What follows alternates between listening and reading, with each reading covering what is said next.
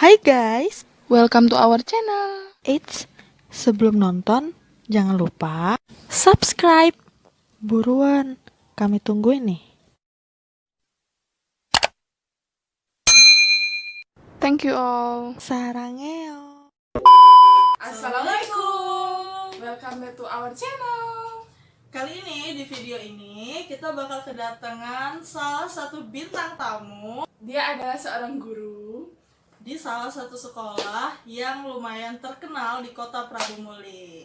Dia juga nih Uli, dia itu Iya. adalah seorang tentor juga di salah satu bimbel yang sudah dikenal banyak di kota Prabu Muli. Wow, siapakah dia? Wow, siapakah dia? Wow, siapakah dia? Wow, siapakah dia? Siapa ya? Dia yang tahu, dia yang tahu, dia yang tahu. Jeng jeng jeng jeng jeng jeng jeng. Dia adalah Tara.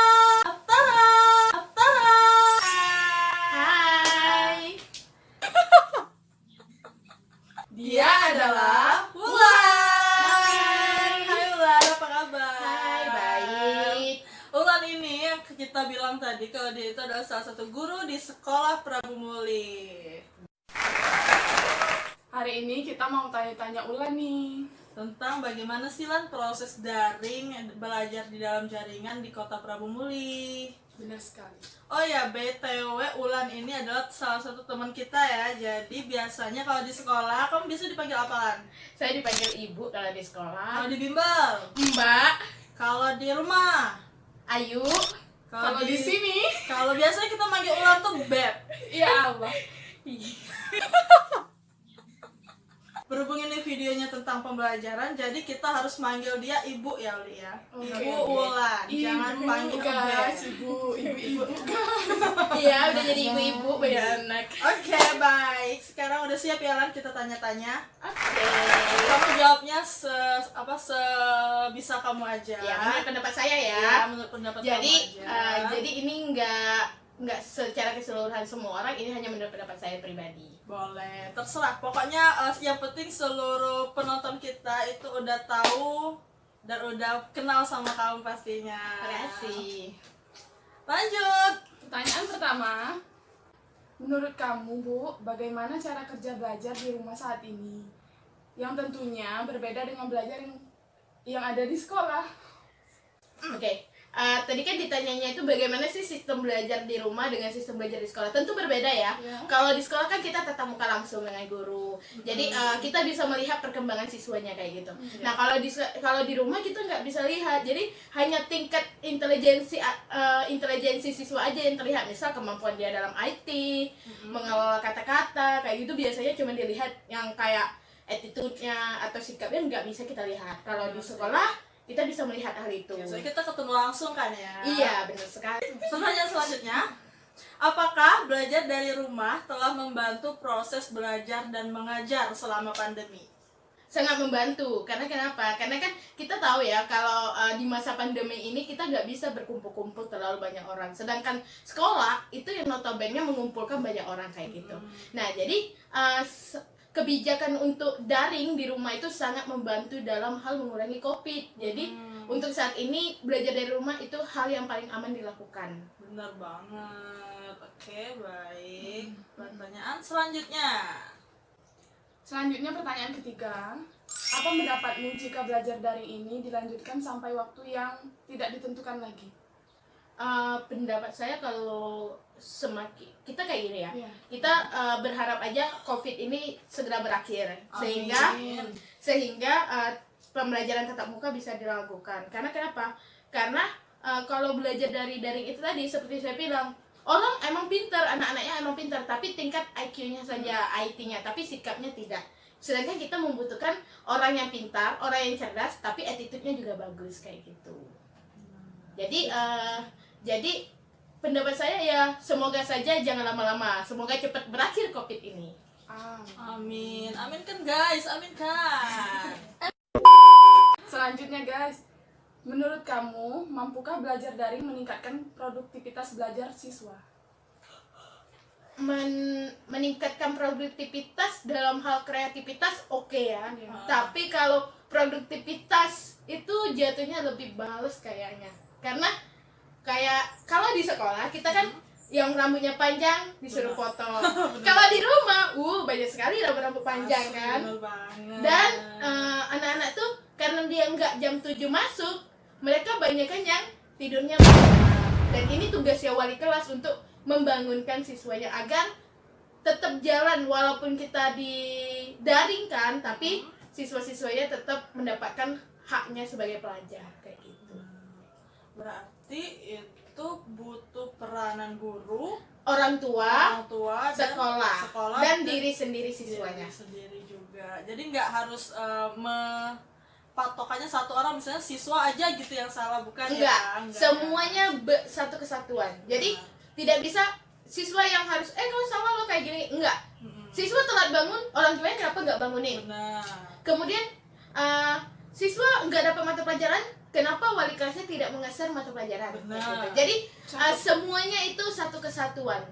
Jadi kita nggak bisa mendidik orang itu dengan satu orangnya saja, tapi semuanya harus kerjasama. Benar juga. Apalagi di masa pandemi gini Iya, ya. kerjasama wali kelas dengan orang tua itu sangat penting. Jadi hubungan kan kita nggak ketemu nih sama anak-anaknya, jadi kita nggak tahu anaknya di mana, anaknya pergi kemana kayak gitu. Jadi wali kelas berfungsi untuk standby-kan anaknya dengan menghubungi orang tuanya. Nah, siapa tahu anaknya kenapa-napa gitu kan? Kita Iya. nggak tahu juga, ngubungin anaknya nggak bisa. Orang tuanya turun tangan. Nah, Hubungi orang tuanya nggak bisa.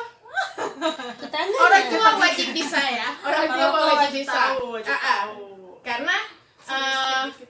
karena anak itu kesuksesan anak tidak hanya dari diri anak sendiri. Semua orang itu berpengaruh dalam hal kesuksesan anak. Benar.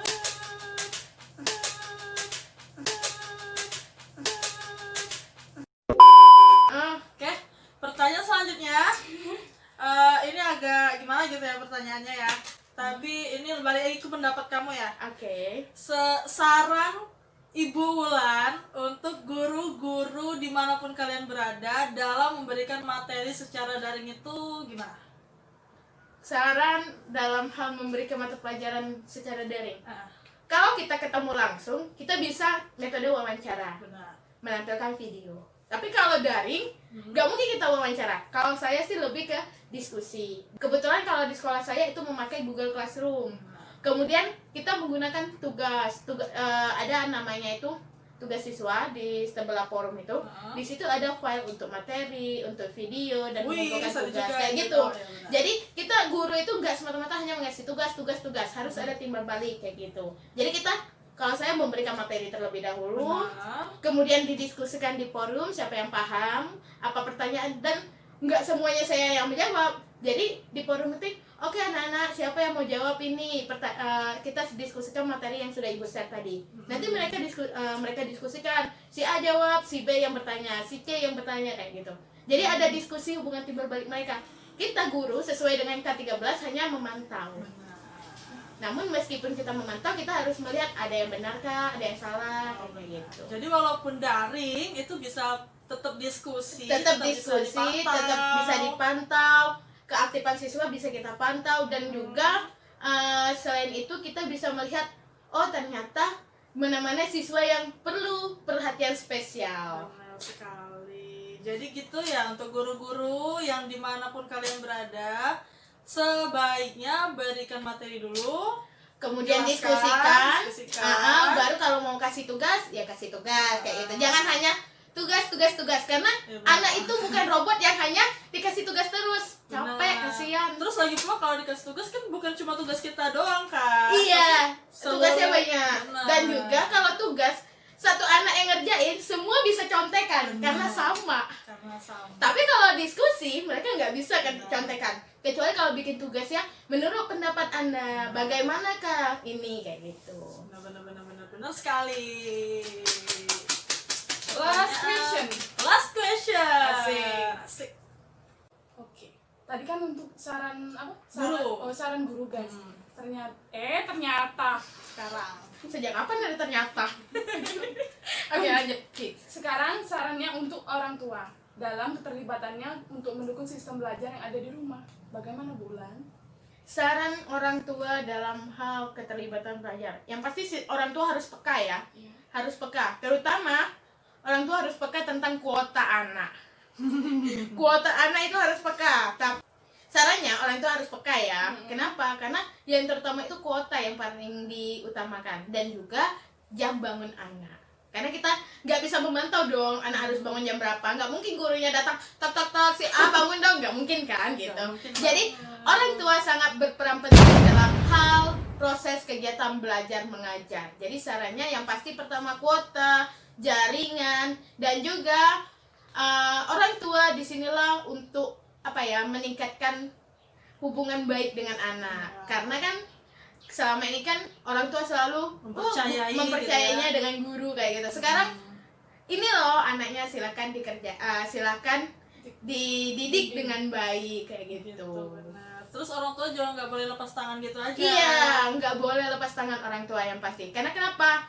Suksesnya anak itu bukan oleh anak sendiri, tapi banyak orang gitu. Terus satu lagi ya Lan, misalnya siswa main HP, anaknya main HP gitu ya. Terus orang tua percaya aja gitu kalau anaknya benar-benar ngerjain tugas, padahal enggak, padahal main game itu nonton tadi. video-video gitu kan. Makanya itu tadi, walaupun dia memberikan kuota, orang tua itu tadi harus kerja sama. Harus memantau anaknya. Apa yang dimainin di HP gitu ya. Benar. Karena anak-anaknya cerdik juga ya. Iya. Pas ada orang tua kayak main HP, kayak belajar. Tiba-tiba gak ada orang tua, TikTokan ya. Kayak Bu Ulan. Oh enggak, saya gak main Kayak TikTok. bulan ya. Oke, pertanyaannya udah selesai. Baik, pertanyaannya udah habis. Osi dan Uli sudah Memberikan pertanyaan kepada Bu Ulan. Terima Dan kasih dia pertanyaannya. Bu Ulan juga sudah menjawab dengan luar biasa sekali. Tapi itu menurut pendapat saya ya. Ya, insya Allah diterima ya.